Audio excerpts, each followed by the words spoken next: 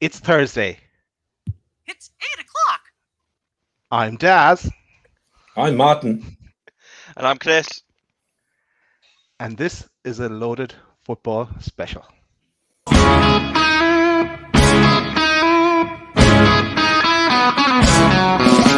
joker, the expert, the voice, but you're one of the crowd.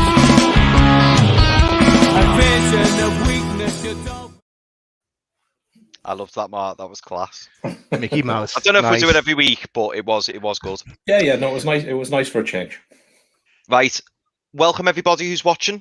I've been looking forward to this all week. Sadly, was it me and Rich who were missing last week from the Newcastle special? Yeah. Oh, yeah. Just the professionals on last week. I thought you were going to say the professionals were missing. So I'm really pleased that I'm on this week for the Newcastle special. I've been waiting for this all week, and of course, no Newcastle special will be the same without two very special guests. And the two guests that we've got, who you may remember from last week, we've got our lovely Nathan from Burnley, who is a Newcastle fan. Hi Hello, guys, Nathan. thank you for the lovely intro.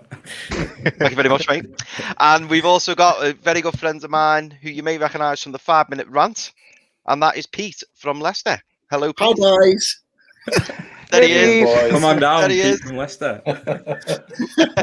Very formal, that, wasn't it? Very formal. Well, lads, no, listen, thank you very much for coming on. As you know, we're absolutely delighted to have you on, and we love having you on the show. So really looking forward to some Newcastle talk tonight, which we don't always do on Loaded Football. And I missed last week, as you know, so I've been looking forward to this, as I say, all week. So, Daz, let's get kicked off, mate. Okay, so welcome to the Newcastle special, as Chris has just said. So yeah, you may have seen our banner, so you've got an idea of what's in store. But let's narrow the field a bit. So we've really focused on three topics here.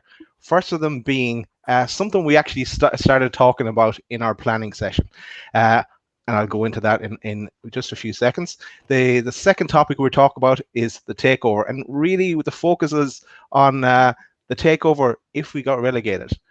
And the third topic we're going to talk about is a pre-game talk about Villa, really. So and we'll have some extra special guests. We already have special guests, but extra special guests. We have Villa fans joining us as well, and we might play a bit of music if you're lucky.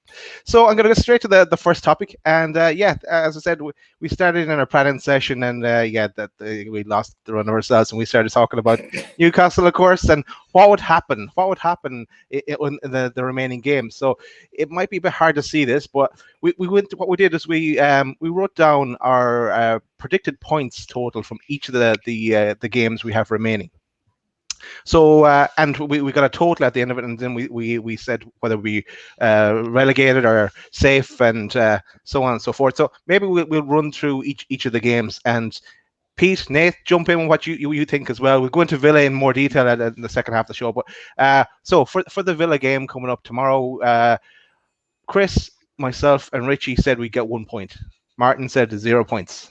What are you thinking yourself, lads? Is Grealish back? Because that was one of the things that we were talking about last week, wasn't it? Grealish is out. He's out. Okay. Confirmed out. Yes. That's a good. I mean, that's massive for us. And last time, I think he ran the show pretty much last time out. For me, a lot of our games this season are kind of, and I feel like a broken record saying this, but they won and lost in that central midfield area where we just consistently overrun every week. So the less obviously influential players that they've got in that position, then the more likely it is that we can get anything out of the game. For me, I think we might get a point. I think I'd gladly take a point against Villa. I think comparing the way our seasons have panned out comparatively, I'd be more than happy with a point. Pete, your thoughts? I'd be inclined to say that I think we're going to get 3 points. And the reason why is because I think we've played our best football at home recently. And for some reason, when we're at St. James's Park, at the moment recently, particularly since Graham Jones has come in, that we just seem to be a little bit more expansive in our play. We seem to want to get forward. We want to create more chances. We look more dangerous. And look, let's face it, like Villa have had a great season this season, but they wouldn't have had half the season they had without Jack Grealish. He makes them tick. He is the man. He's the main man.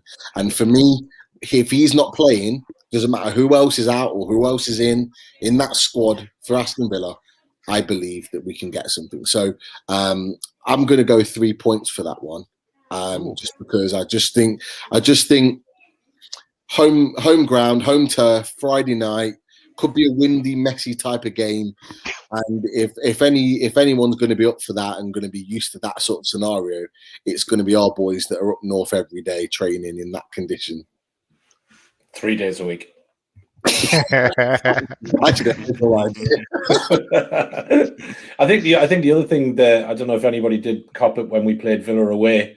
There was a clip of I think midway through the second half, and Grealish was caught on the right hand side by the microphone, and he said, "Lads, these are shit. Just keep passing it, and we've got them." They're rubbish, Literally, they went up the other end and scored. So yeah, I'm kind of glad Grealish is out, but I still think we'll struggle. I think it's just our mentality and our form at the minute, unfortunately. But that's just me. Anyway, do you know what, Martin? Oh, go on, Daz. Sorry, go on, Chris. Go on. No, I was just going to say, do you know what? I forget who said it, but someone in the media said the other day, if they were the manager, they'd be pinning that up in the dressing room and saying, "See that? That's what happened last game. That's what happened last time out. That's what they think of you." Go out and put it right. Yeah, exactly. And this is the main problem with Bruce, isn't it? This is the problem that we've all got, and that I'd love to see him do that or hear that he's done that. Do you know what I mean? That you want a bit of fight and talk. You want a bit of passion out there. And funnily enough, Pete, I've actually changed my mind on that prediction. I spoke to Daz earlier, but we'd already put the media together, haven't we, Daz? But I tend to agree with you, Pete. I fancy 3 points tomorrow, and obviously with Grealish being out, that's great. I've also heard that El Ghazi's out as well. I'm just laughing, Chris. It should be a big one. He's got an infected toe, I think.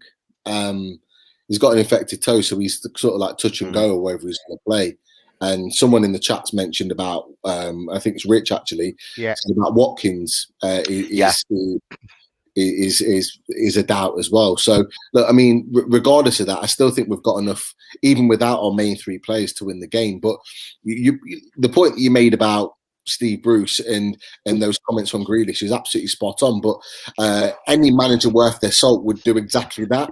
Would be playing the clip, would be drumming that into them all week to get them motivated, but unfortunately, he's just not that.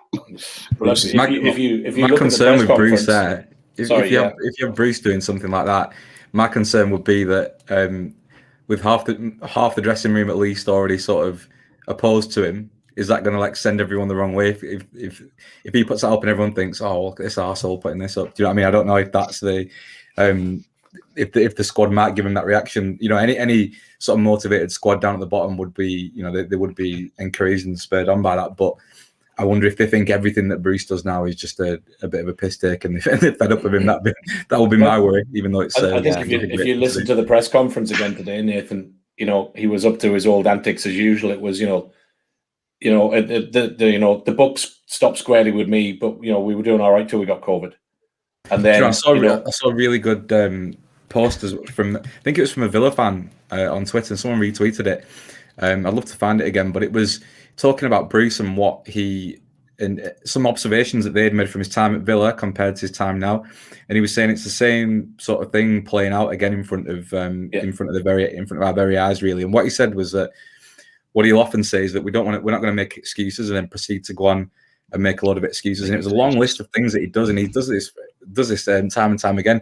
And it's a thing that he said, one of the things that was quite noticeable was that he massages and sort of pretends around figures, and he exaggerates figures and plays down figures that aren't very good for him. So like he said at the weekend, he said it was important to keep the run going. But obviously as we all know, we've had a run of 2 wins in 18 games or something 18 like that. So that's what he does. He massages those figures and makes it, he spins it to his advantage. And there's a long list of things that he does, and it's what we're all experiencing now, unfortunately. Yeah. I think the other side of that, go on, sorry, Des. The second piece with that press conference today was, his last statement at the press conference. I don't know if anybody copped it, but he said, that Villa have done really well, especially since I left. Yeah. Which unbelievable. I listened to it and I just went, "What a knobhead! Why would you say that?" This? Like, that's it. Yeah. Well, there you go. They've done remarkably well in the last couple of years, in particular since I've left. I thought that was a joke. I didn't think that was no, real. no. That was what was said in the presser. He said it. You think Bruce couldn't embarrass himself any further, and he just it's quality. All logic with how without if anyone didn't think that he needed media training, that there just says everything.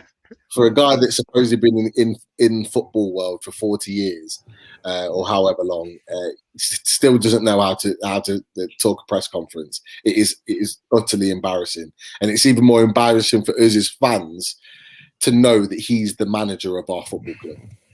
I think one day we'll look back though, won't we? It'll be like we look back at Kinnear now and McLaren and that sort of thing. He'll fingers crossed it'll be a distant memory one day, won't he? So we'll have all these things to look back and laugh over. But yeah, when you're in the middle of it, it's all too real, isn't it? Yeah, two things I wanted to say, lads, was first of all, Chris, you've changed. You've gone from a win, a draw, a defeat, back to a win in the space of 48 hours. I think I don't recall ever saying we'd lose, but I admit I originally said it was Brighton. You said we'd lose, but Brighton will lose, mate, all day long. Yeah. Be careful, Chris. I've learned with Daz, one thing you need to not do is commit to anything on paper or Twitter because he likes to pull it back up. When you least suspect it and remind you of your failures. I have something here. I know. Okay, lads, I've also realised this. If we go game by game here, we are going to be here until the Brighton game. Yeah. So maybe we'll just cut straight to the chase and go.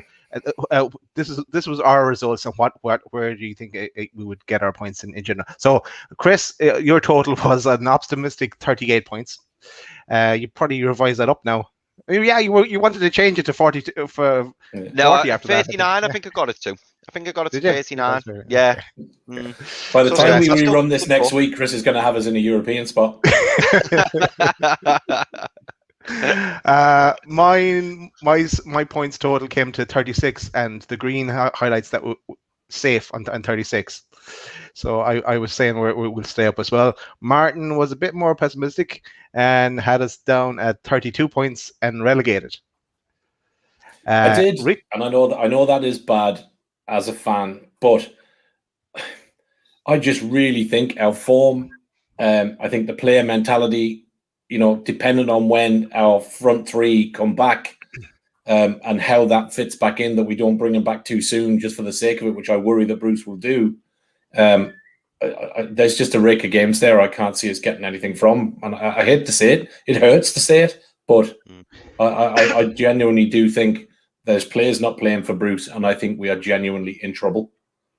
I don't think it's bad of you to say that, Mart, because to be fair, mate, you can see, I think everybody on the panel here can understand why you're saying it, because we watch them week in, week out, and it, you basing that, final result of 32, no one would argue with that and say that's ridiculous, because what we're watching at the moment, that's probably more realistic than my 38, isn't it? Just looking at Richie's total, and I want to explain the colours I have down here at the bottom as well. So Richie's total came to 36 points as well, same as me, but Richie was very technical and says we got relegated on goal difference. So he really thought about that one. So just in the last three games then, I was thinking that I put them in red. We all said 0 points against City, but City, you imagine the way they're going, they'll have the league won by then. They could be concentrating on something else at that stage. And Sheffield United, they should be relegated, and there's things going as well at that stage. And we've all has them down as a banker of 3 points. And Fulham, the way they are playing, they might be safe by then. And it could be between ourselves and Brighton at that stage. Just a thought. Lads, Pete, Nate, what's your thoughts on this? For me, I think it's my biggest concern really is that sort of when Graham Jones came in, we saw like a bit of an upturn in form, and we won the Everton game and we got beat against Palace, but the performance against Palace was quite pleasing, I thought, in parts. But and then we put in a very good performance against Southampton after that, and For me, what we've seen is, I think that massive impact that Graham Jones had when he came in. I think egos in the dressing room from Bruce have got in the way of Graham Jones doing what he was possibly doing in those handful of games there, because we saw that straight away in the second game after the Everton game, where Jones was sent to the stands to get a better picture of what was going on. I'm sorry, but that's, they've got monitors all over the pitch. They've got iPads in front of them, haven't they? It's just not. It doesn't make sense to say that. So what I'm thinking is like we had that bit of an upturn in form. We had that bit of a boost from getting Graham Jones in through the door, and then what we're seeing now is quite a watered down effect. It wouldn't surprise me if sort of day to day in the change in the training ground and when it comes to tactics and that kind of thing, it wouldn't surprise me if Bruce is kind of really sort of throttling what Graham Jones is doing. So my concern is that we've come into this run of games now where we've had a few winnable games and they've passed us by. We're going into some very winnable games coming up probably after the Tottenham game where where we've got our front three missing. We're going to come into a bank of games, I think 3 games in a row, which are pretty difficult, where we may have Wilson back, we may have Almiron back. Yeah, the Liverpool, Arsenal and Leicester, and then Man City, it looks like we might have those players back for those games, fingers crossed. Yeah. But anything we get out of those games is just going to be a bonus on top of what we can get from the games in and around it. And then, as you've said, as people have said, it's about whether we keep those players fit, whether we rush them back. We probably will rush them back, knowing Bruce. But yeah, it's whether I think we're in for a bit of a. I think we may save ourselves in the last 2 games, and that's not how I want it to be. I'd love to get points on the board before then, but the way things are going, sort of beneath us, Brighton have been dragged into it now, which is a positive.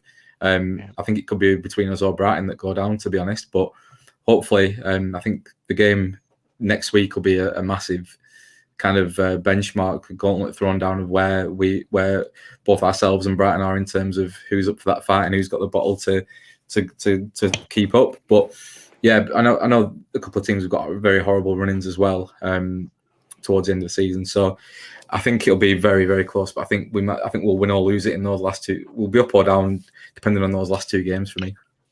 Nate, from a obviously where you're living at the moment. How are you feeling about Burnley? Do you think Burnley could get sucked into it? I know you've just said Brighton, but do you think Burnley is a possibility? Have you seen much of Burnley? I don't think so. I was never really worried for Burnley, even sort of pre-Christmas when they were really struggling down at the bottom and couldn't find a win for love nor money. So I think for what tends to happen with Burnley is that they'll go on a run after Christmas, and that's what they did.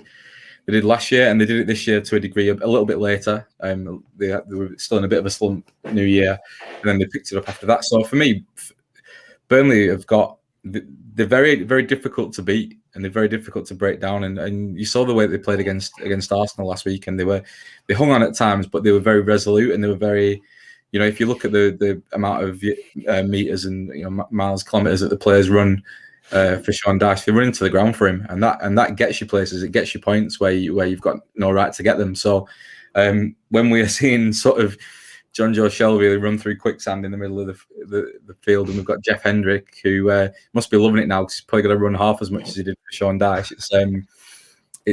I don't fear for them because they've got that work ethic and they've got that kind of that embattled qualities about them. Cheers, Nate. So you're saying we're going to stay up, Nate?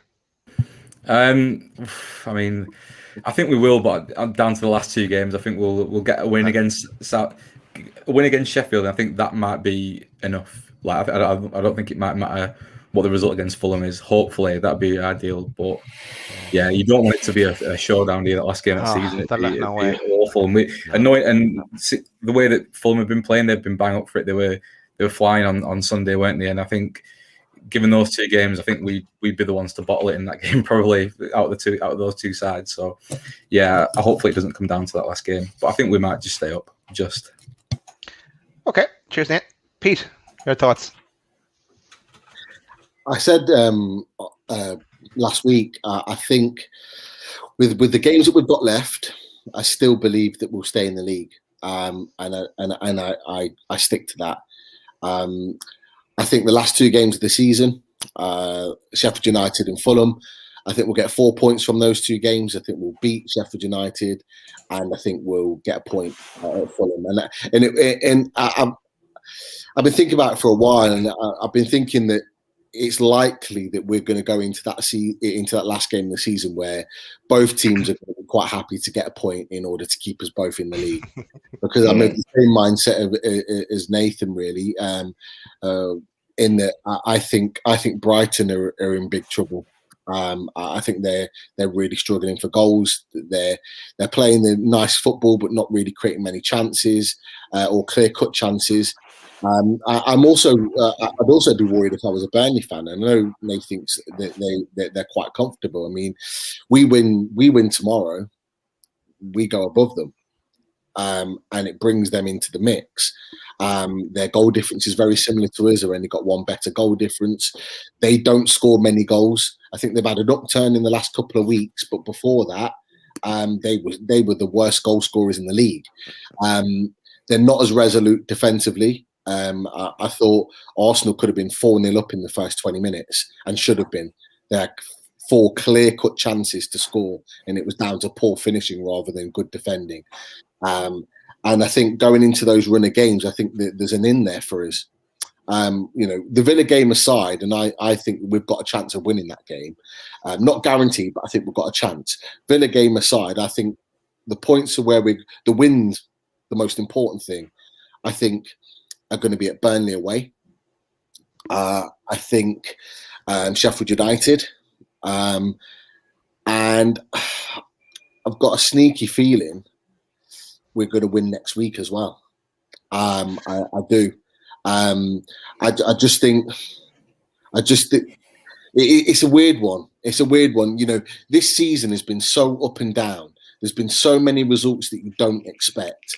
Now, us as Newcastle fans naturally are going to think, "Oh, we ain't going to pick up anything from here, anything from there," and we have at times. The Everton away result was the perfect example. Nobody ever thought we would get 3 points there, and we turned up and put a performance in and got a result. Now, the games against Villa tomorrow and Brighton might be proper shithouse performances where we get something and probably won't deserve it. But the key for us is that, and we have to remember, after the Brighton game, from what Bruce was saying today, and it's been well documented, that we get our 3 main strikers back and we get them back for the remainder of the season, fingers crossed. Now, for me, that Southampton game, that first half in that Southampton game, we tore them to shreds. Yeah, we did. And I could see where that formation and those players was really starting to come together. And it was so disappointing that Callum Wilson got injured. And then it wasn't long after that we lost Miggy and St. Maximin, because they were the key to that formation working. And I believe those guys coming back in, because we've been slightly better defensively, I have to say, against Wolves and against West Brom. Defensively, we've been better. But if we can get those guys on the pitch that can affect us going forward, where we're really lacking, I believe we'll get the wins or the points to keep us in the league. I still believe games like Leicester away, who will be comfortable in 4th place by then, I believe, that we could still nick a point at places like that. Arsenal coming to us, who are not in great form. There are still games where we can pick up points, where we will have our best players on the pitch. And I believe if you look at the squads and you look at the quality of players of all of those 4 or 5 teams that we're talking about in the relegation battle, we have the better players. We have the better squad of players. And I think, and I hope more than anything, but I do think that will be enough to keep us in the league. It won't be comfortable. It won't be clear, but we will have enough to stay in the league. Cheers, Pete. I think, guys, sorry, Dad. I think genuinely, I think the Brighton game is massive for us. Yeah. I think it's huge. I think even if we get nothing at Villa, I think if we were to get nothing at Brighton, I think that changes the whole picture around for me. But look, let's see what comes. Okay, I'm going to move on to the next topic, and I see also that Alex and Hannah are in the green room. Welcome, guys. We'll be with you in about 10 minutes. We're going to spin the wheel here again, and we're going to land on the takeover talk. So let me just kind of frame this, because I think everyone's sick to death about takeover talk for the last number of years. So let me just kind of narrow the scope here of this conversation. It was another topic that we touched on in our planning, as I think we could have lost Chris. But the field I want to narrow is takeover talk. Let's play out the scenario if we got relegated. What happens then with the current takeover? Not talking about any other takeover. The only takeover we're interested in, the only game in town. What happens with our takeover? Oh God, yeah. I think there is that fatigue element now where everyone is very much sick to the back teeth of it. I think it's difficult to kind of grasp what will happen. Because we're led to believe that the Saudis want a seat at the table at the Premier League to sort of enhance their kind of vision 2030 in the kingdom, and that's the sort of one of the main drivers to get into that global role. For me, there's not many propositions in the Premier League that could come at a price that we could come at, and also carry with it the level of fan base, the level of sort of the one club city, that kind of thing. I think for me, it's so those are big drivers why they would want to still be involved, and they would, because I think it could be it could be quite a smooth path back up into the Premiership, given oh my God, we've got two Chris's. What's going on? He's been cloned. That's all like that, isn't it? Let me try and remove one. We do that to St. Maximum and and Wilson. Yeah.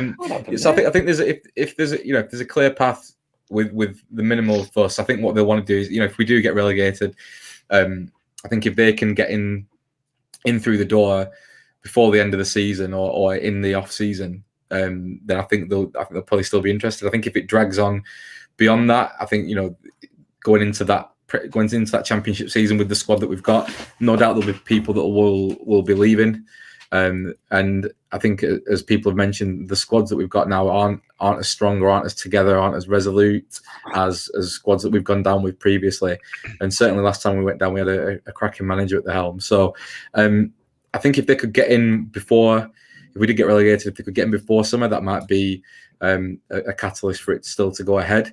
What I hear a lot of people saying is that, if we just get relegated, then they'll come in and the EFL will wave it through. But I don't think they will. They'll lean heavily on what's gone before with the EPL, and I think we'll probably run into the same sort of challenges. But on the flip side of that, it could be, it does depend on if they're also up for getting dragged into a legal battle should things go turn south. But yeah, I think they are still interested. I think that's the main driver behind that is probably from Amanda Staveley and the Reuben brothers, because they will want to sort of leverage the architecture and they'll want to leverage the Reuben brothers' connection to the area.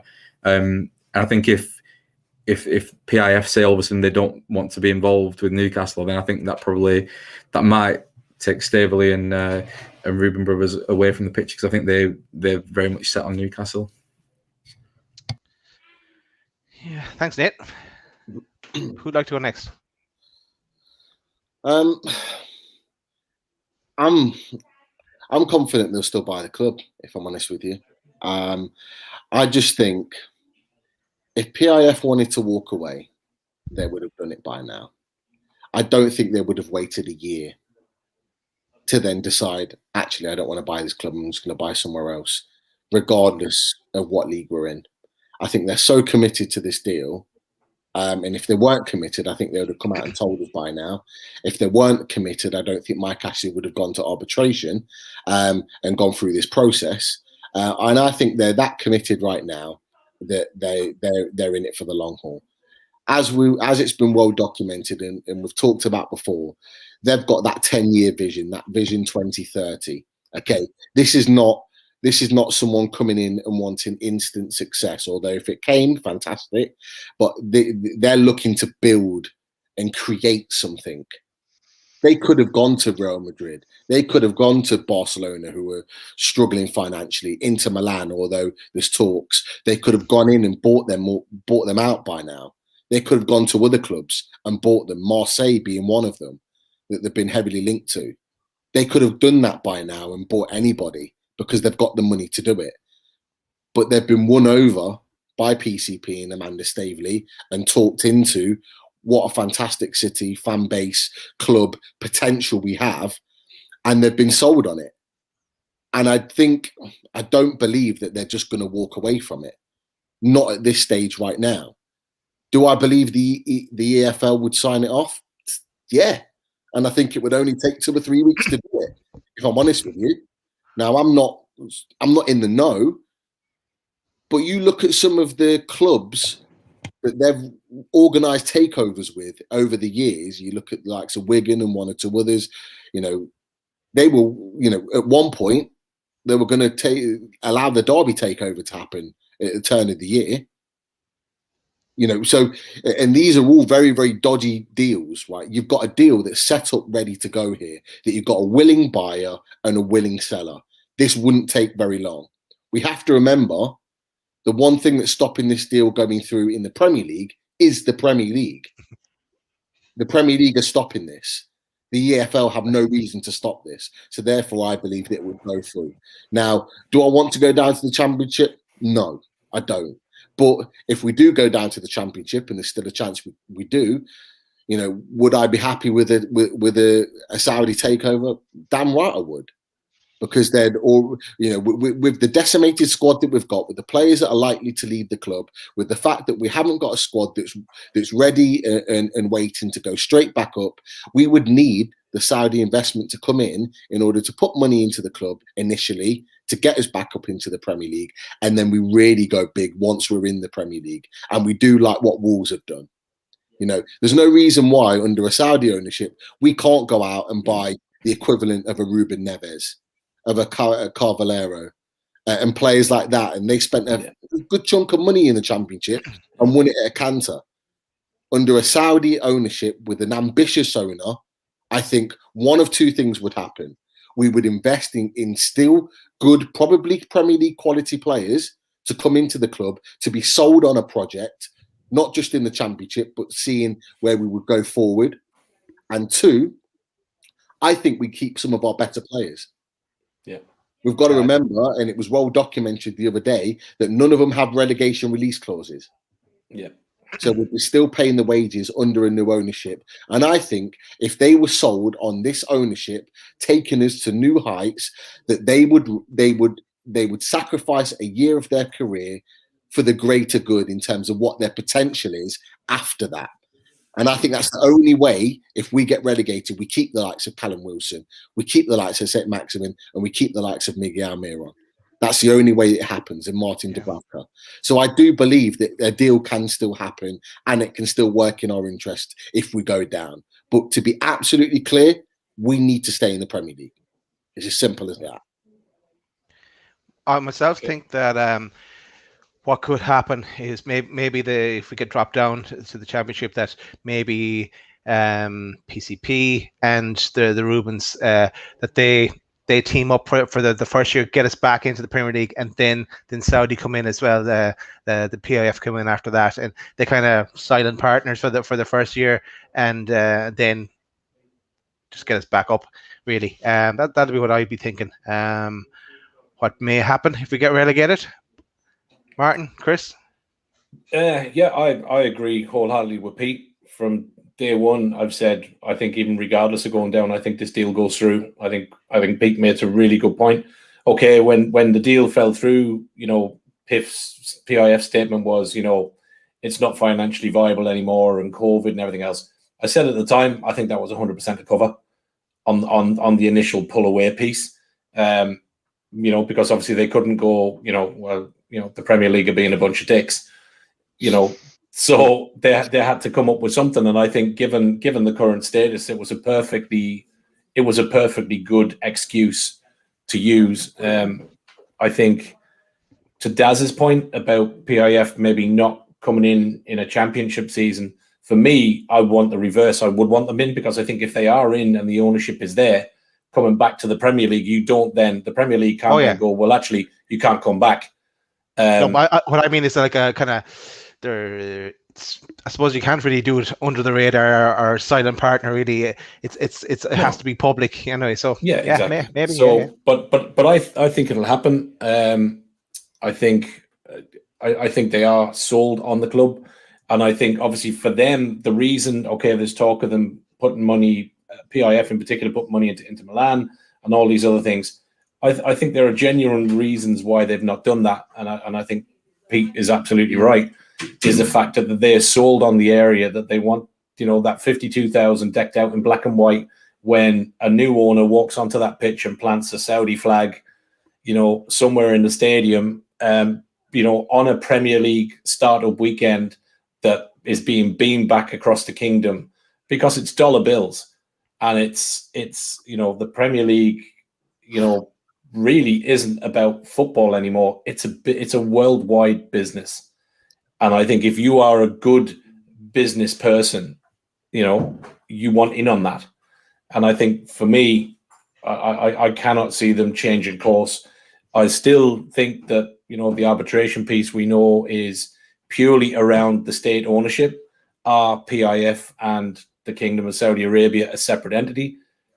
Again, I take Pete's. I think if you are Mike Ashley, you don't invest in bringing in, the likes of Nick DeMarco and, other people with expertise in Arabian law and all this other stuff.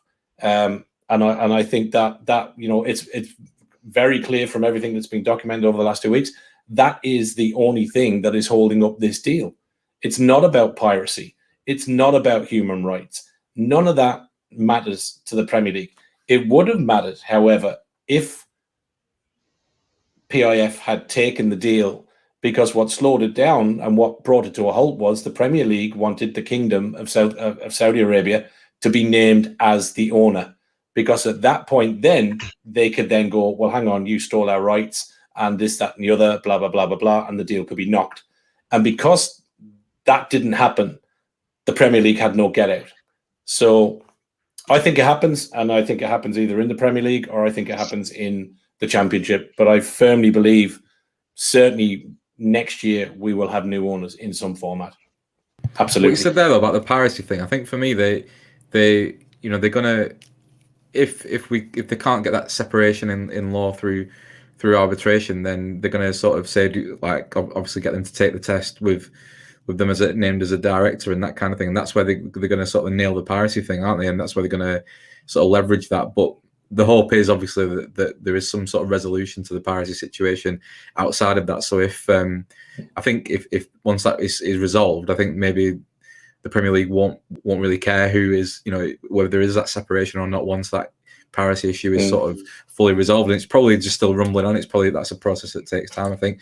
But I do think that if we do go down to the Championship, I do think that the Premier League will sort of lean quite heavily on their sort of younger brother in the EFL and put a lot of pressure on them. I think whether they've got the rights to or not, I think they will do, because there's been we've been talking recent months because of COVID and stuff. There's talk of like bailout packages for the lower league clubs, and a lot of the money of that is coming from the Premiership. I know a lot of all the clubs were happy to sign up for the Project Big Six and sort of waive their right to ever be in the Premiership. To ever be in that Big Six with a view to getting a couple of million quid to see them through the coronavirus crisis. So as long as the Premier League are kind of dangling that carrot of financial aid, I don't know if that's been resolved yet. I know the government were very interested in kind of the Premier League keeping tabs with keeping them up to date on progress with that. But I think whilst there is that carrot of financial aid being dangled for the lower leagues, I think the Premier League are always going to have something to say about it.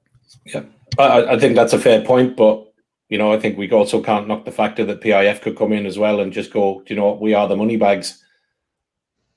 Yeah, and just to add to that, I think Nathan's right. I think they will put pressure on, but ultimately the EFL are their own sort of entity, and they completely different tests. Oh, he's gone. He's been taken. I think it would have been a good point, wouldn't it? I'm sure he was going to make a good point. Yeah, Dad's had enough of him. Yeah, no, I didn't press that. Chris, but what do you go think, for you, Chris. Do you know what?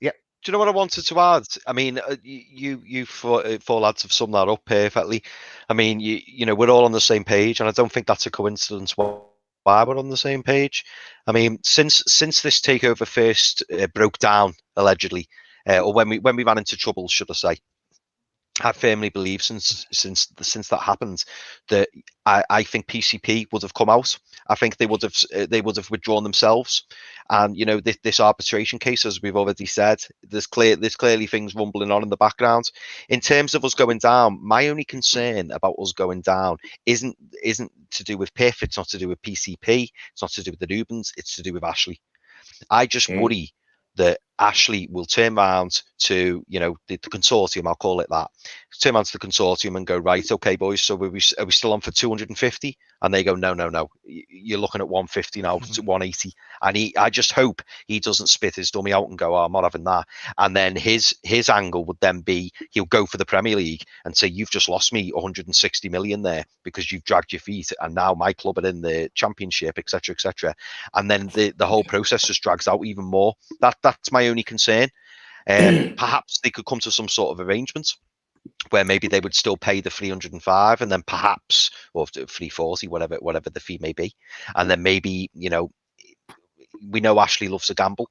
Maybe he's got to repay 50 million or 100 million if and when PIF go up. If they don't, he gets to keep the money. Just little deals like that. I don't know, but that's my biggest concern. But I am still fully believing that the takeover does happen, whether that is in the Championship or the Premier League. Obviously, like as Pete said, and I know a couple of the other lads mentioned, I don't want to go down to the Championship, but I do think to myself, just picture this, boys. We go down to the Championship, we're all glum, it's all doom and gloom. PIF come in, PCP, Rubens. Do you know what? We'd have a fantastic season. We'd sort the squad out. We'd hopefully, you'd like to think, romp the league.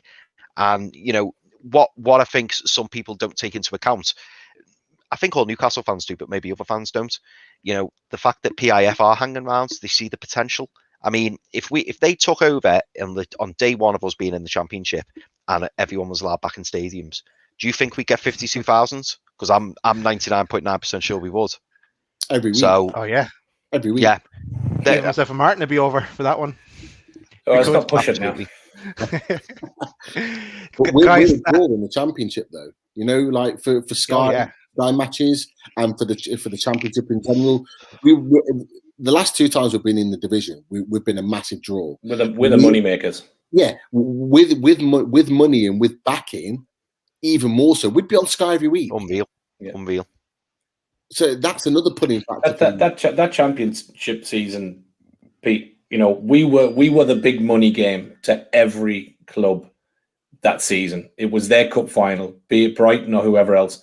Coming to St James's was their cup final, and it would be exactly the same. But look, we need to probably shunt on. I know Daz is getting twitchy feet. Yeah, sorry, lads. We could stay here talking about this all day, but we've got the lads from Villa. I'm surprised they're still there. They're waiting so long for us now as well. So, Martin, I'm going to go straight to a bit of a word from the sponsor. Do you want to give us a little run through? Yeah, MBS? Absolutely. We give another big shout out to our sponsor, Mind, Body and Soul, who are looking after us. Obviously, Mind, Body and Soul are a group who are in particular deal with men's mental health, depression, suicide, and all those forms of ill. What are you eating, Chris? McFlurry. That's nice. Sorry. Thanks. In the middle of me rant. Thanks very much. That's okay. Professionalism to no end.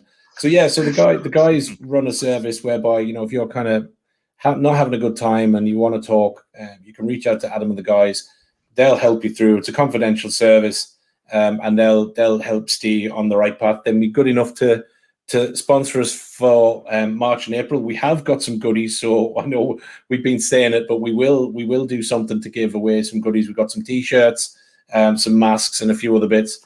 You can go online, www.mindbodysoul.uk. You can see the range on there: bobble hats, mugs and coasters, pin badges, t-shirts, hoodies, sweatshirts. It's really some good stuff. I've got a really nice t-shirt from them.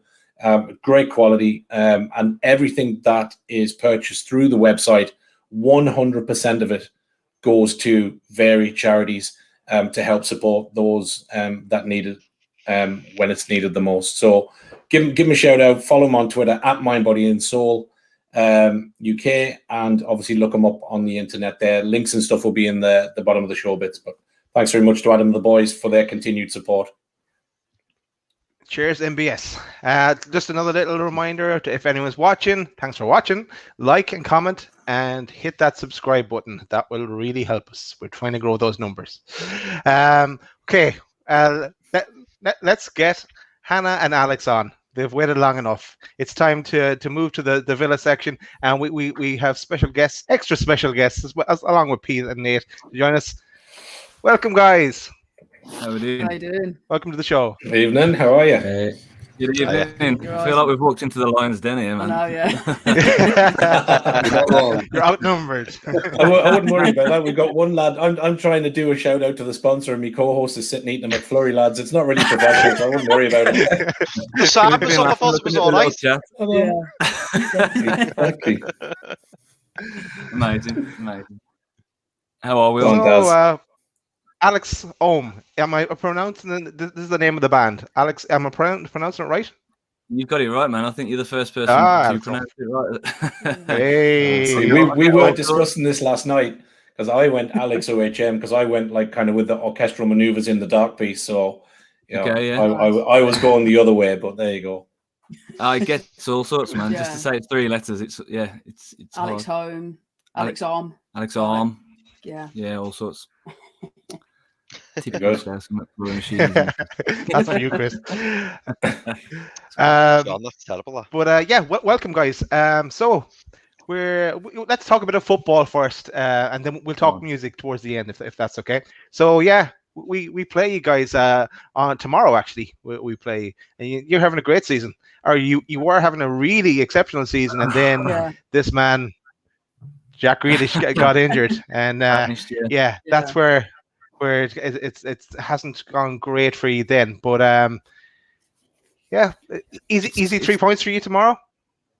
I don't know. I don't think any game in the Premiership this season's an easy 3 points, is it? I think especially the past few weeks, we don't know which Villa team's going to show up because we went missing against Sheffield United and. You don't need to tell us about that. Well, we've done that against a lot of teams. Like we say, we had a good start, September, and then after sort of Christmas, it sort of just the wheels fell off a bit. Been a bit stop and start. Had the COVID outbreak and things like that. Barkley seemed to transform into former Barkley.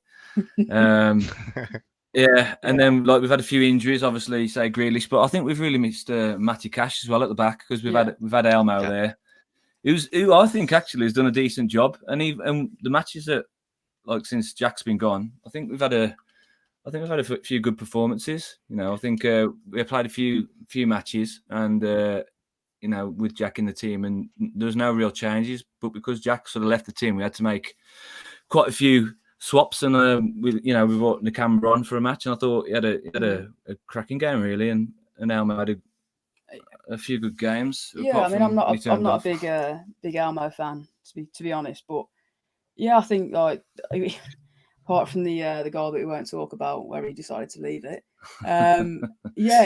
he's done all right, but we're missing Cash, and I think the problem is without Grealish, Bartley's not stepped up, so. There's no one for that sort of that final pass just isn't there. And I think Barkley's just I don't know what's going on. But will Watkins be a big miss? Would you say if he's out tomorrow? I think so. Yeah, man. I think he's I know he's frustrated with his lack of goals recently, and I know he's at the woodwork something 7 times, which would I know we don't get points for woodwork, but that would have been nice if they'd gone in. But I think he's been a big part to the team, and his work rate. He holds the ball up brilliantly. I'm when I compare him to Big Wes when he came to us, last season before his injury. I don't know, he's not such a big player, Watkins, but he holds the ball up really well. His work rate is immense. He makes some really good moves. Yeah, I think he would be massive. I think the intensity he plays with as well. He's always putting defenders under pressure, so they never know. So because he plays off the shoulder a lot of the time, they're always looking out for him, so they never really settle. Whereas with Wes and Davis, when he plays, they give him too much time, so they've got, they can get the red up a bit more. And I think that's the thing. Like, yeah, he drags a lot of like centre halves out of position just from like running the channels. So I think that's where we're missing quite a lot. I think he does that. He does that really well, which I think opens up for the likes of Grealish and others to come through that middle. Because I think certainly the games I've watched of Villa this season, that it is that kind of final pass and making that right decision in the final third that's stood you really well this year. Like when I looked at Watkins and seen, obviously, Villa were going to pay 23 million, a few of us kind of sat back and went, 23 million. But now we're kind of two-thirds of the way through the season, we're kind of going, oh, bollocks. But I think he's done really well considering, first season in the Premier League. I think he's been a real highlight for Villa. And he's been somebody that I kind of named out very early in the season that would do really well and score goals. I think strikers come and goal patches come and go, but I think he's got that intelligence of being in the right place, and I think the goals have come. So I genuinely hope he's out tomorrow.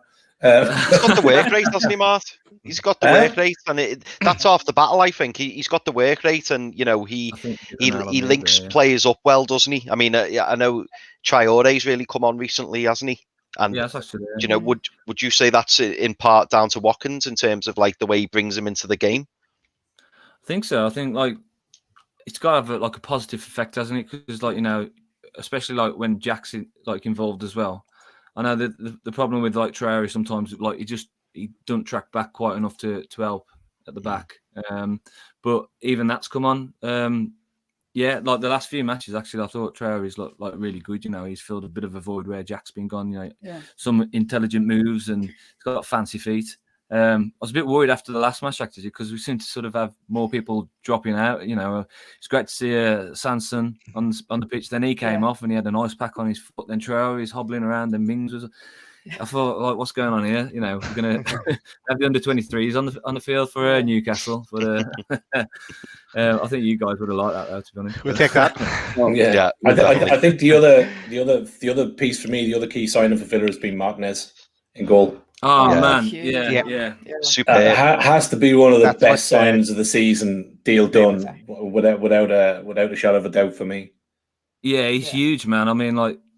Isn't it funny, like, that he struggled to get into Arsenal's, like, first like team and now he's just absolutely bossing it. But I think, he brings such a positive like role to the team. He really brings the squad together and you can see that like through the training and the press conferences and things like that. And like the speed of his play as well. Like as soon as he's like he's caught the ball, he's looking to release like Jack or his distribution's been savage this season. That's been different to us because like the last few seasons, like we tried to walk it up the pitch, and this season we've actually caught teams on the break, and that's it's been so. let's not do that tomorrow.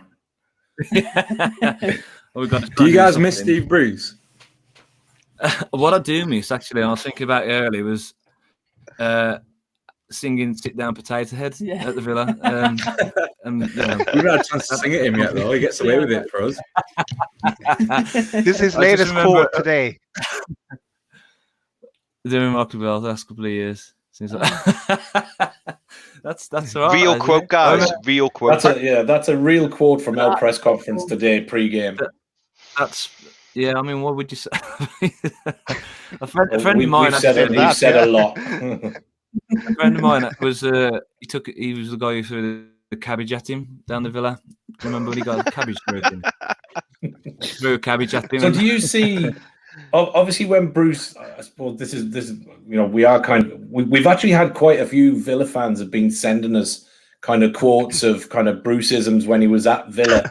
With some of the excuses he was making and injury. So I suppose from yours and Hannah's perspective, when you see Bruce kind of, now managing us and doing his press conferences and doing the after games, do you see the same thing as you saw when he was at Villa, the same excuses, injuries. When I look back at his time at Villa a few weeks back, I can see the patterns, the same kind of, pre-game and post-game, bigging up the opponents. Your injuries when Bruce were there were kind of through the roof, bringing back players too soon, players playing out of position, right backs on the bench and playing a left winger at right back, and all the stuff that we're experiencing now. So is that exactly what you guys saw with Bruce in charge? Yeah, 100%. Like it was constant. And I think you've got to look at as well, if it's a common theme, what he's doing in training, because he's obviously there's not something that's working if they're getting constantly injured. So whether it's their recovery training or anything else, it was a massive thing. Like every week there was someone else that was out, and it was decisions like you said, like playing the left winger at right back. It's like, why would you do that? Like there was no method to anything that he did. It was frustrating, wasn't it? It's the style of play as well. There's no creativity. There was no style of play. Like there was nothing. Just lamp it up the pitch and hope for the best, really. You had a good squad as well, didn't you? I mean, like the likes of Tammy Abraham was there on loan. He was.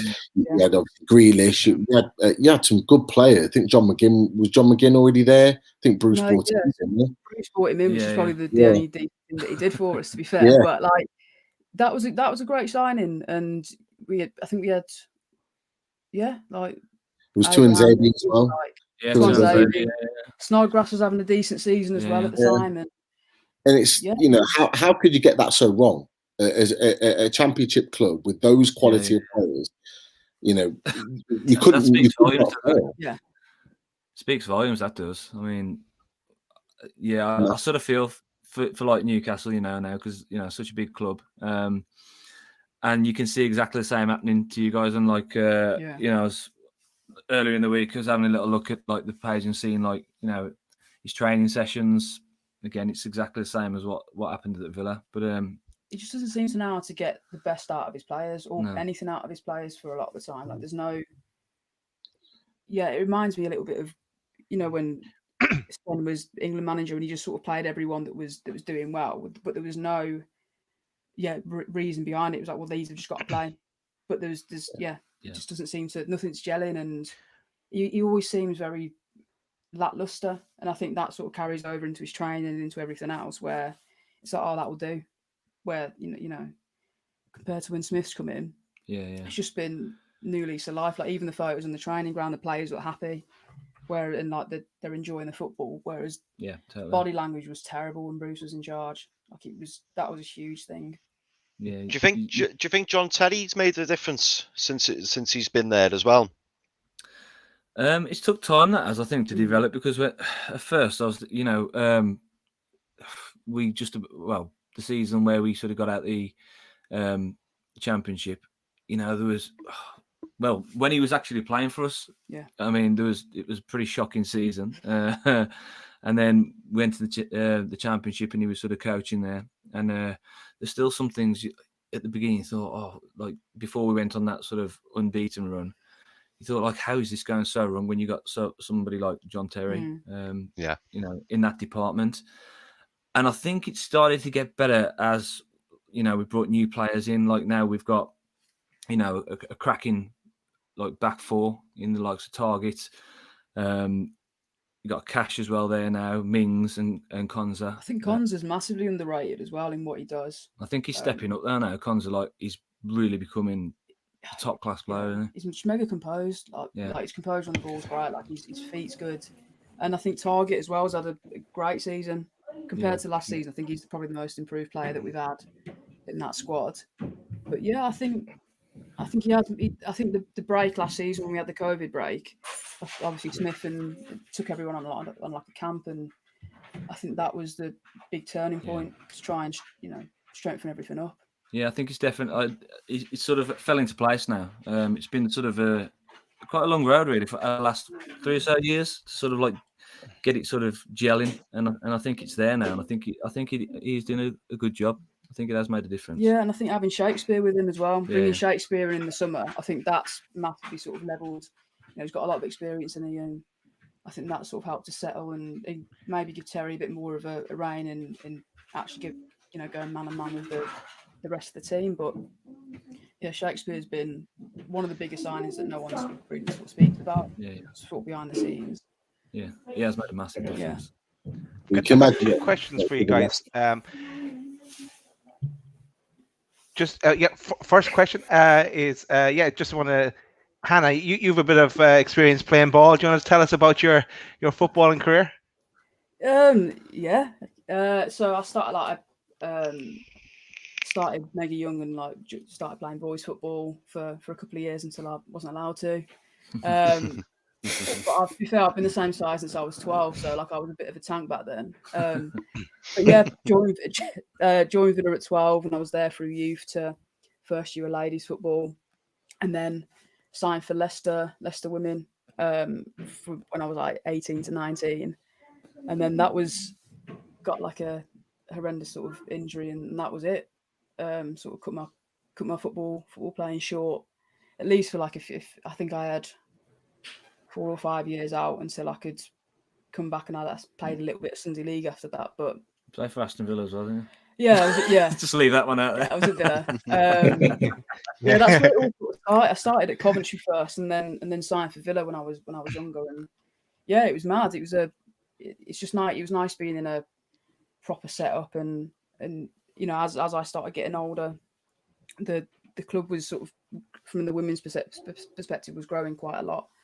And it's mad to think sort of from where I was 15 years ago to where women's football is now has been such a huge, because when massive now. It's huge. When I was at Leicester before I had to sort of stop playing, that was when the Super League was just getting talked about and how they were going to integrate that in and everything else. But yeah, it's pretty impressive where the jump it's had in the last sort of 10-15 years really. But yeah, that's my sort of footballing backstory.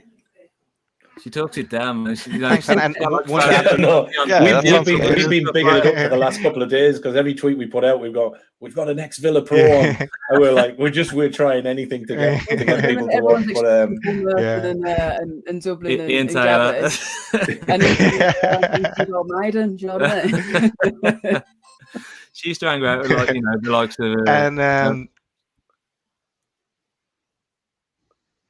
So yeah, I was just going to say that another thing to add to your CV, Hannah, is that this is our 10th show actually between Loaded Football Weekly and the specials. You're the first lady to join to come on the show, so that's one for your CV. Yep.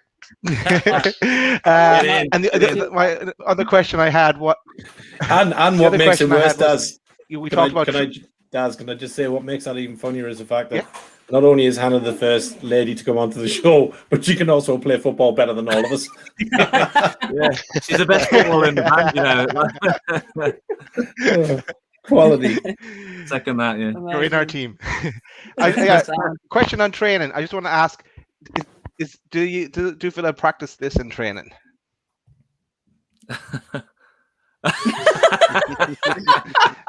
Strong wins at the moment. Synchronized. Yeah. Hope we don't see that now tomorrow. Does it bother you though? Does it bother you that happens? Because Grealish does get a lot of stick from opposition fans for the way he goes down quite easily. For you guys as Villa fans, is that an issue for you? Are you not bothered by it? We say that, but if you look at that, Adama Traore is in that video clip, and he's a big unit, man. So I reckon that was genuine. Look at this, and then the shockwaves send Louise down. The shockwaves. Definitely possible. I think we felt the tremors in Gornal back here, which is 19 miles away. The problem is we've all got fixed wire on the ankle, so as soon as one goes, the rest of the teams, they're all gone. So let's ask the biggest question then. What's your predictions for tomorrow night then? Oh, it's a tough one, because like we were saying, we don't actually know exactly who's going to be in the team. I know Jack's not going to be in there. No. And just for info, there are no fences on here, so there aren't. I don't know.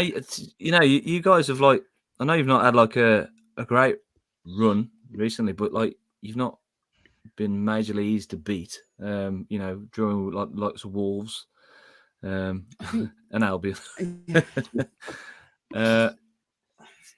It's one of them because you've got Wilson out. I think that's a massive loss. Apart, as well as San Maximan, but yeah, you've got. Yeah, I'm going 2-0 Villa. I'm going in. Yeah, let's go 2-0. I'm going 2-0 Villa.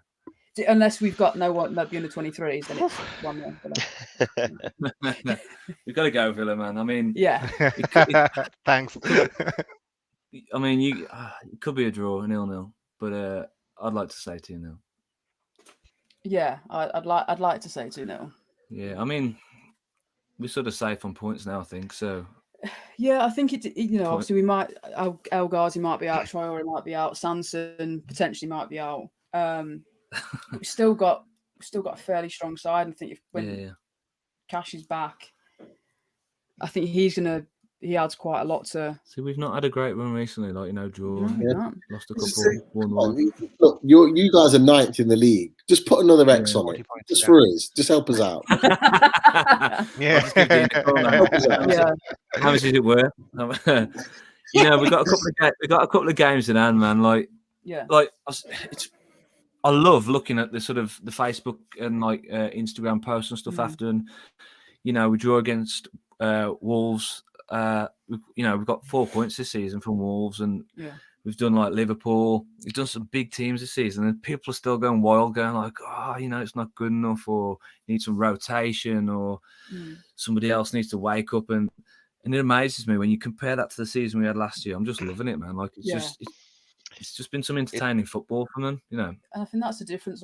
We expect to win these games this season, whereas last season we were like, if we can get a draw, that would be nice. Like that, and that's against the lower teams. But I think the expectations massively grown this season just because of the way we've played, and I think talking about I know you're talking about the owners for Newcastle earlier, but with our guys coming in, they've made a huge difference behind the scenes. Just back in Smith, because it'd been very easy for last season when we had the run that we did for them to go, nah, right, you're out as well. And I think just having that trust in Smith's the way he plays football and the signings that they have been doing, I think that's huge, because it's not common anymore, is it?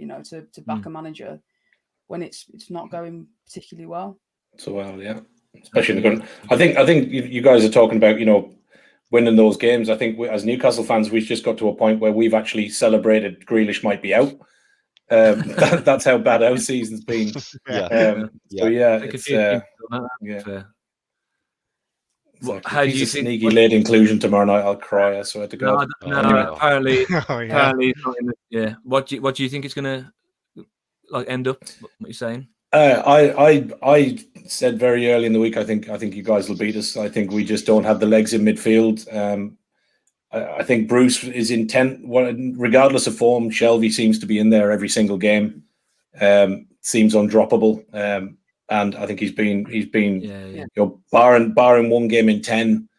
He played a little bit better last week, but we went to West Brom and we seemed to set up and be satisfied to take a point, and that was brutal. I mean, worst defense in the league, and we can't go despite the players we've got out. We had enough to win that game. I think every game potentially we lose is because we just don't have a midfield. We've not got legs. We've not got no creativity. We've not got nobody that can go box to box, and we lose shape, and then the rest becomes history. And then when you can't score goals on top of that, it's just I think it's a struggle. But unfortunately, I think you guys will take 3 points off us tomorrow. I could be wrong. I hope I'm wrong, but it's a tough one. It is a tough one to call, because we have got quite a few players sort of injured or on the brink of being injured. After last match, there's just players coming off left, right, and centre, some kind of injuries. But Target always seems to go down during the Wolves match, I think he's just scared of Adama Traore. Yeah. Was it last year? He went off twice last season, didn't he? It was concussion and something. When he went down the other day, I was like, oh, here we go. Here he is. Dermatitis. I mean, to be fair though, if you had that running at you for 9 he's a beast, man. He must be a lenses. Oh, Well, I think the other thing that must be horrendous with the likes of Traore is I feel sorry for the poor sod that has to do that lube up job. Like I watched him coming on there the other day. There was some fella pre-game that was putting some kind of gel on him that obviously makes him more aerodynamic than he already is, or some kind of shit. But baby oil, literally, it is. Yeah, baby oil. There was literally a fella kind of coating his legs and his arms, and I was kind of watching that. And I was going like, what is going on here? But I thought it was unbelievable. Maybe, yeah. To be fair, his shirts do you sell that, Chris? Chris, do you sell that in the Avon? You sell that in the Avon? By the way, just to clear this up, I don't work for Avon. Just to clear this up. That's been the standard joke. I don't work for Avon. To clear it up, he's lying. He does. Yeah. You got a free transfer from Tupperware. Can I just ask one thing to the Villa fans in the room? Probably not going to like this, but do you have a genuine belief that you're going to keep on to Jack Grealish in the summer? That's a tough one. Like, I'd like to believe so, but you know what?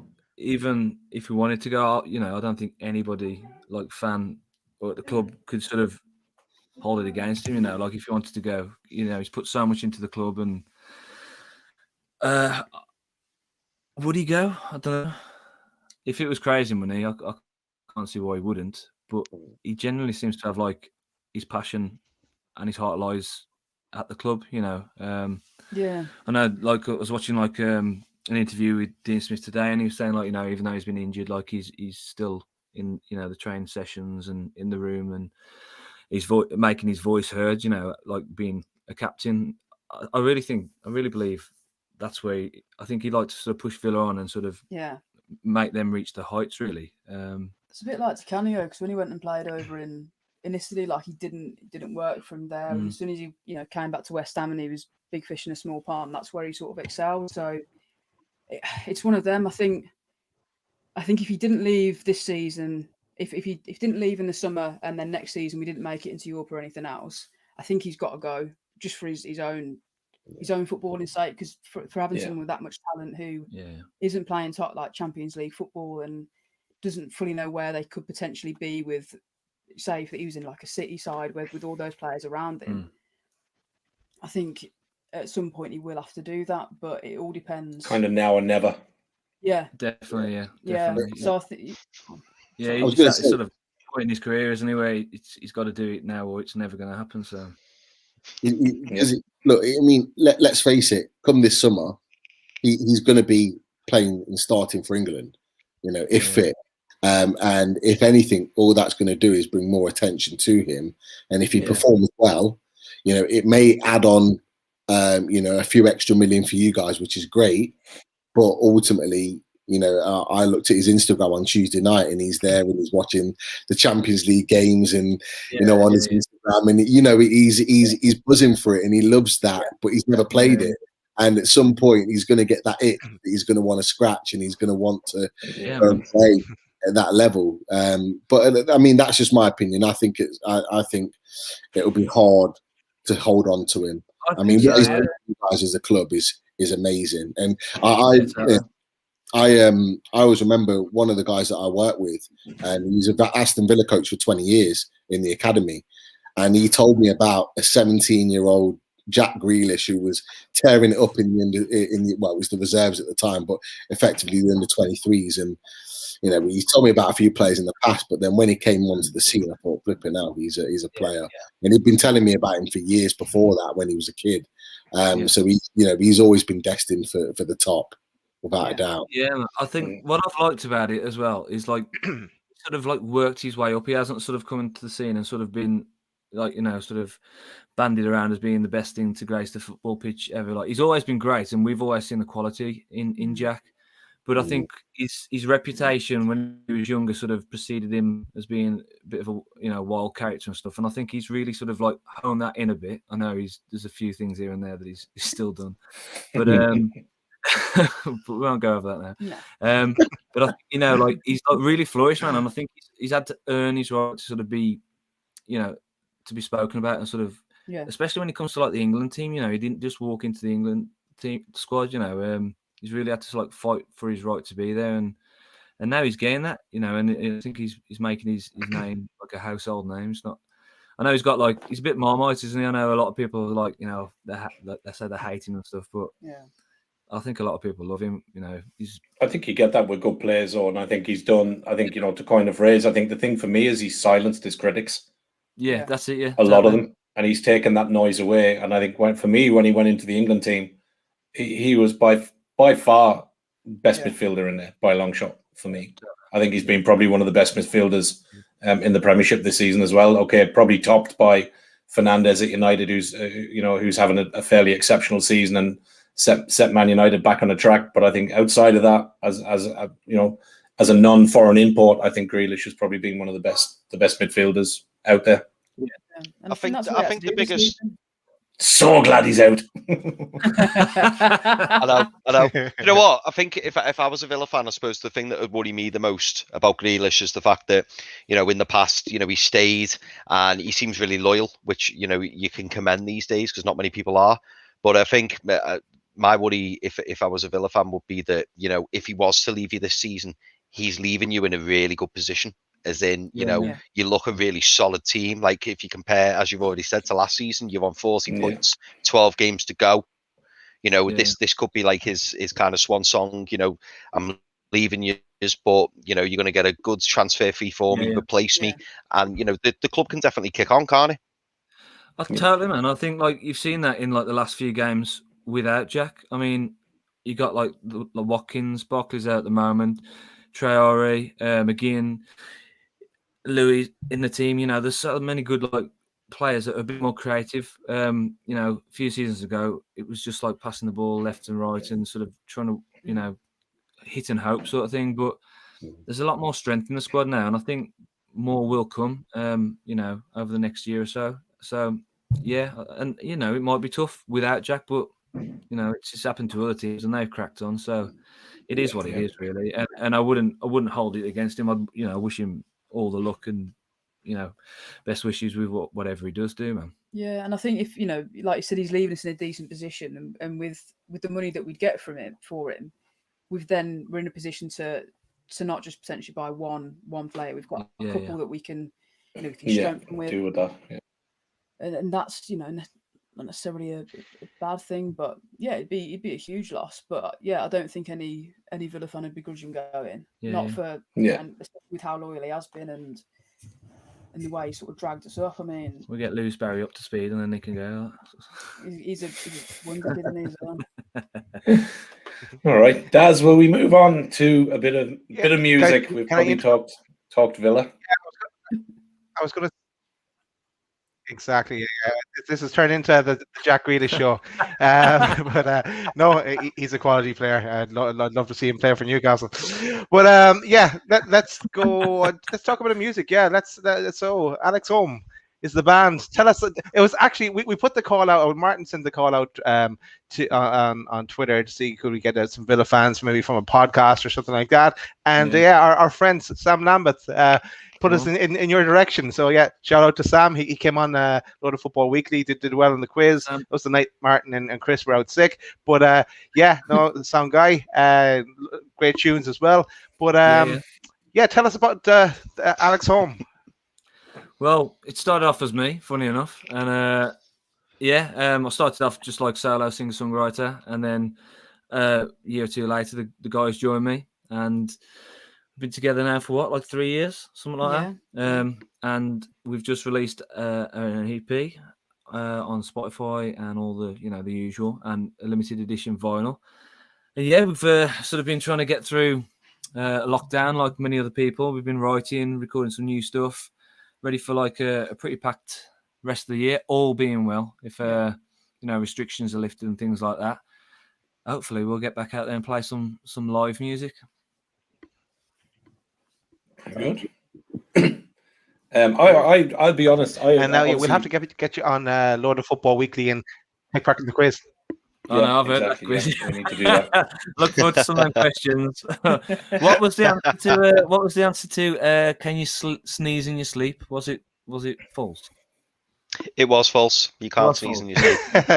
Yeah, that was you, Chris. I thought at one stage last night with Chris's quiz and the two boys that were on, I thought we were actually getting to a point where we were going to be done for child abuse because we were some of the questions were so hard. Chris was having a bit of a fret attack that we'd gone completely over the top. But in fairness to the boys, I will give a massive shout out to the boys from the underclass, Matt and Dylan. Absolute blinder played last night with 15 points. They did all right, fair play to them. Yeah, they were amazing. They were really, really good. Came from nowhere at the end. Top quality lads as well to boot. Yeah. So they're just up the road from us on. You can catch that on. Stoke. Yeah, that's right. You can catch that on YouTube as well. It's there. So yes, maybe we'll play your song at the end, guys, and as I said, we'll get you back on the quiz on Lord Football Weekly.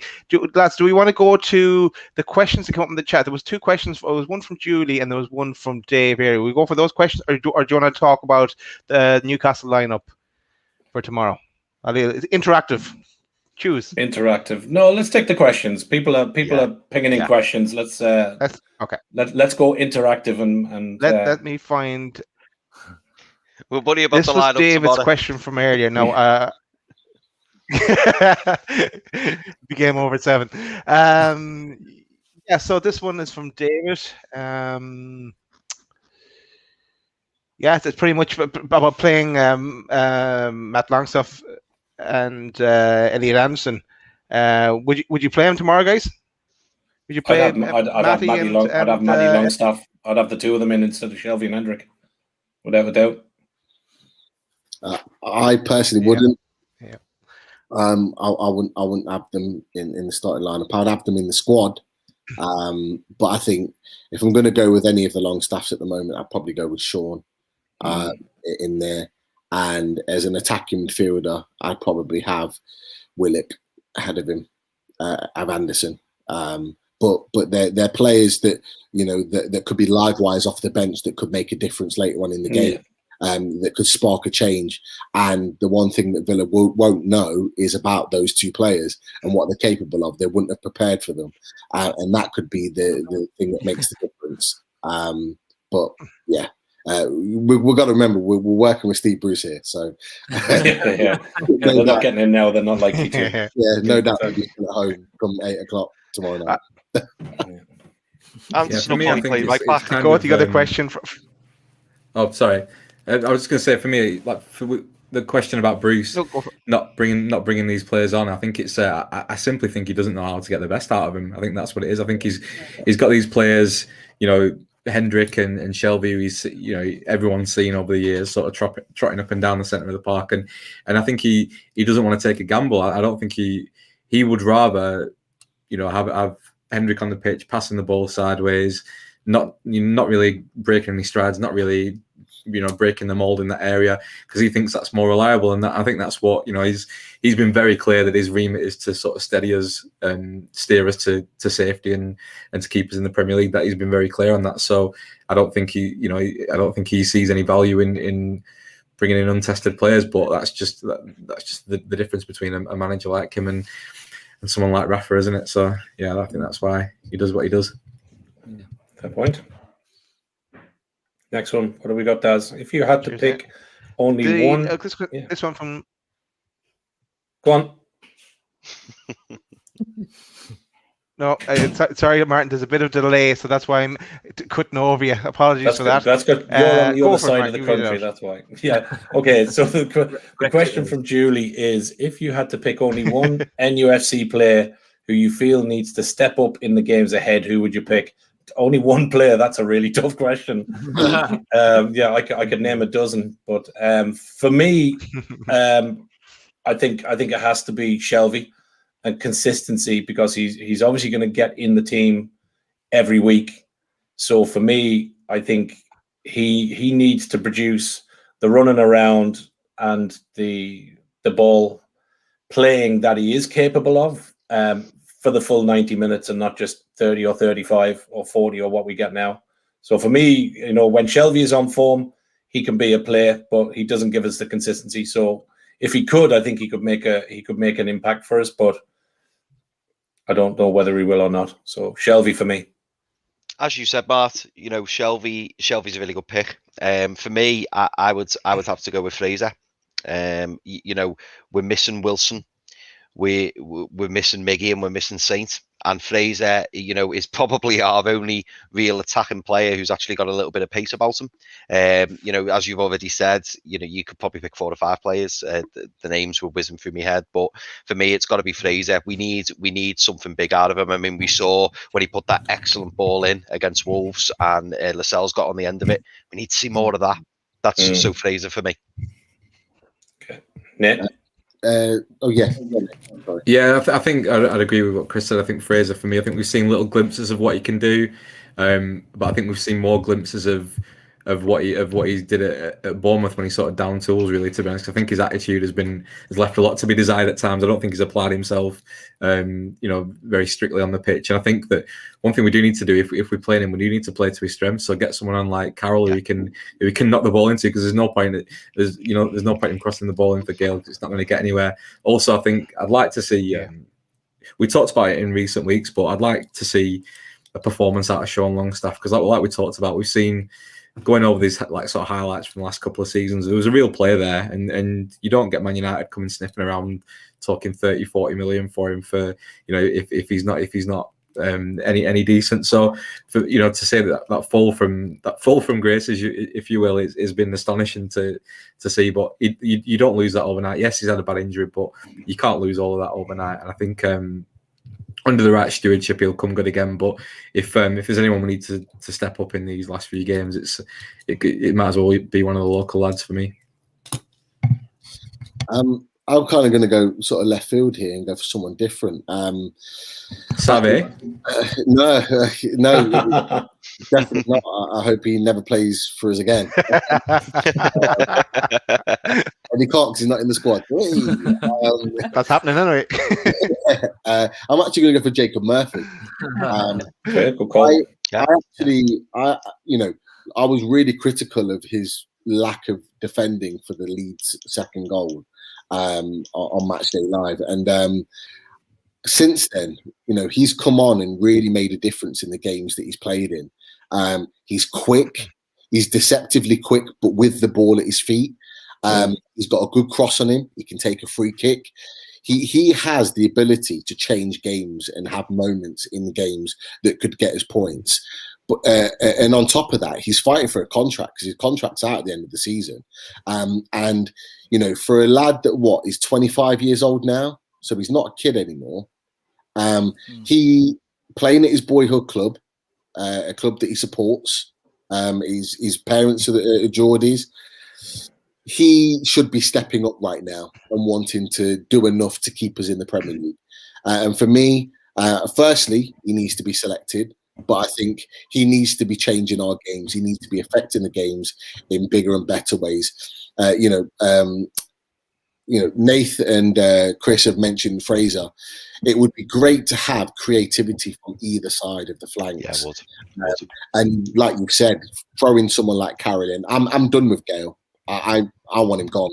His head's not in the club. Yeah, I know you guys hate him too. So yeah, he is every time he comes on at all at the moment. So I'm not even entertaining him, if I'm honest. I think get Carroll in there through the middle, and get those balls into the box and get him on the end of them. And I think we'd have enough, not necessarily tomorrow, but we'd have enough in games coming up to get points. Okay.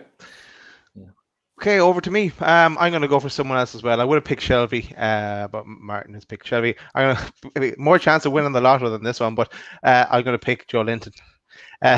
Prove himself, score a hat trick, surprise us all, and go on, finish top goal scorer at the end of the season.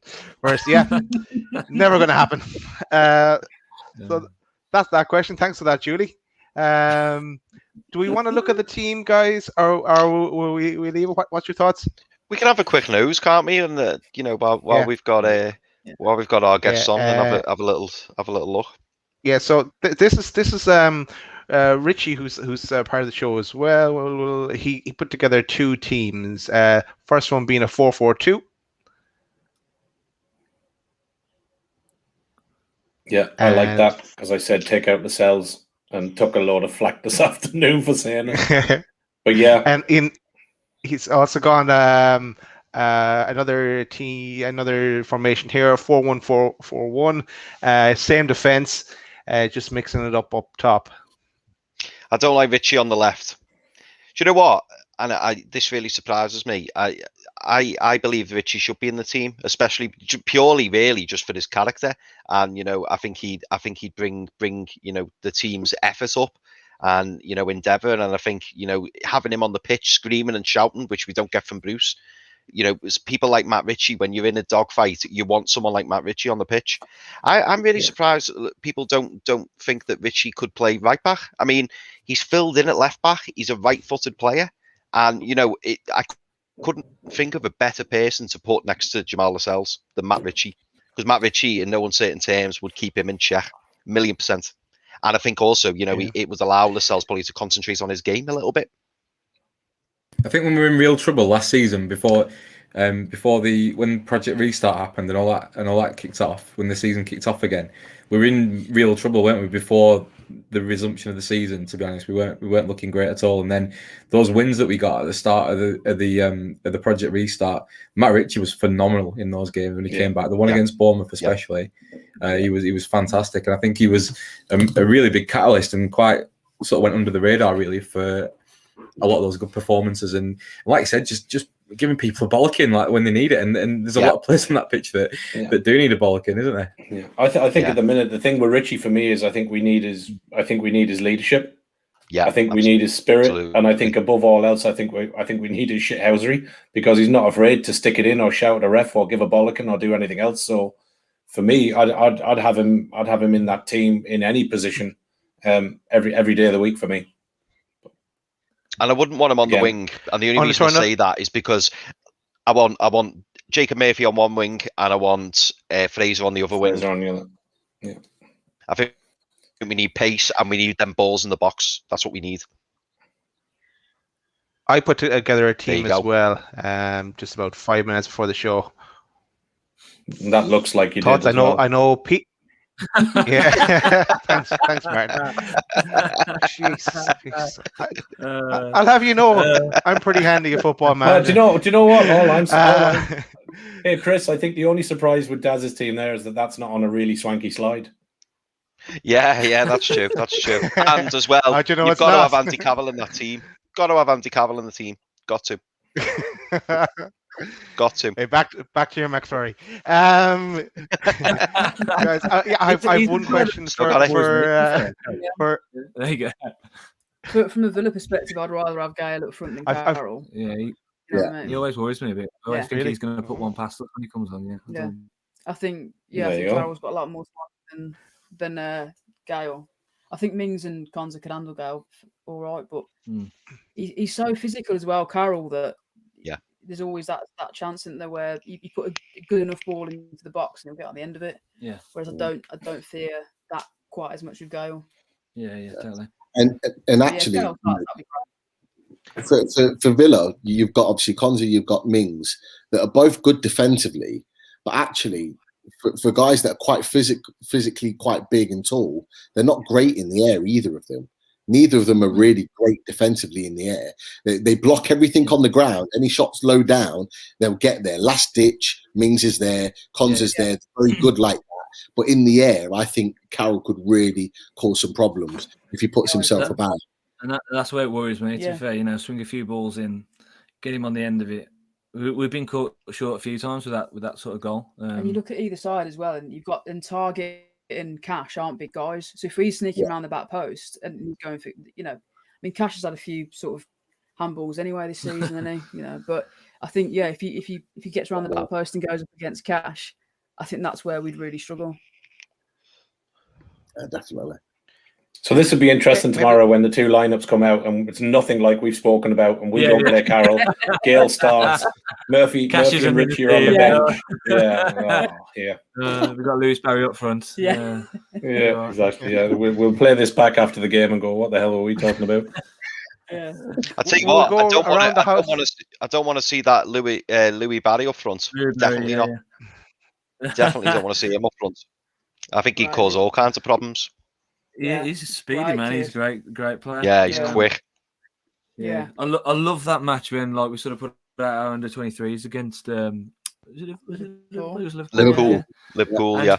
Just like half time, it was a draw, and it was just like, I don't know. Just imagine being them kids, like being dropped off by parents and stuff, and then drawing with Liverpool at half time. It was just such a good match to watch. It was like, we didn't expect anything from it, and we didn't get anything from it. But it was nice, man. I love watching it. It was great to see how determined they were. Yeah. And I think with Barry as well, the composure he's got for 17 is ridiculous. It's crazy. Yeah. Would have loved fans in to see that. Imagine them playing that game, that FA Cup game, and coming in at half time 1-1 against Liverpool. Imagine the reaction of the Villa the whole team then coming up. That would have been amazing for them. Amazing. Just for that half, that would have just been perfect. Yeah. Football is not the same without fans. Simple as. Yeah, man. You just it's like a photo of the minibus after the game, and it looked like a photo from Lord of the Rings. Like they all look like 3 foot 2 or something, and you just think, they got school the next day or something. Like, what'd you do last night? I just played Liverpool. So, stunning, man. Absolutely brilliant. Right, I think that's. Will we go around the house and go for predictions from the match tomorrow, and then close out with the song? The song, yeah. Let's do that. Is that okay? Yeah. I'm gonna go 1-1 tomorrow. Okay. I'm gonna go 2-0 Villa. Sorry. I'm gonna 2-1 Newcastle. Nate. Oh, my next on that screen, right? Yeah. I think probably 1-0 to Villa, but I hope I'd take a draw, like I said earlier on. But I think realistically, probably a boring game and probably 1-0 to Villa. I'm actually going to go with Chris. I think we'll win. I think we'll win 2-1. Yes, Pete. Come on. I think it's going to be close. Alex, we'll go you first. I'll go 2-0 as well, Villa. Yeah, it's going to be close, I think. Hannah. Yeah, I'm gonna go with 2-0. I think. Yeah, it's. I think it's one of those as well. We'll either get an early goal and then a late goal. It's going to be pretty. Now El Shitty in the middle. Yeah. It's going to be. I don't think it's going to be a game to write home about. It'll be like 7th minute and 87th, and then the other 80 odd in the middle of that will be absolute crap. Yeah. Sounds about right. Very good. Right, Daz. Okay, guys. I think it's time to call it a day.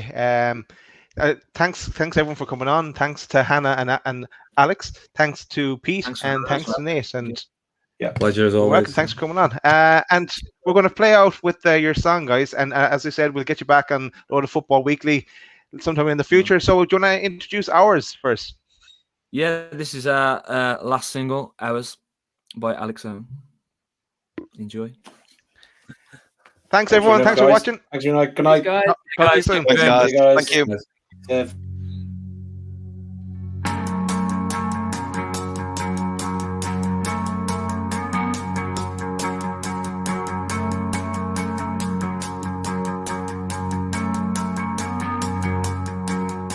A simple two-step fate has left me where I stand.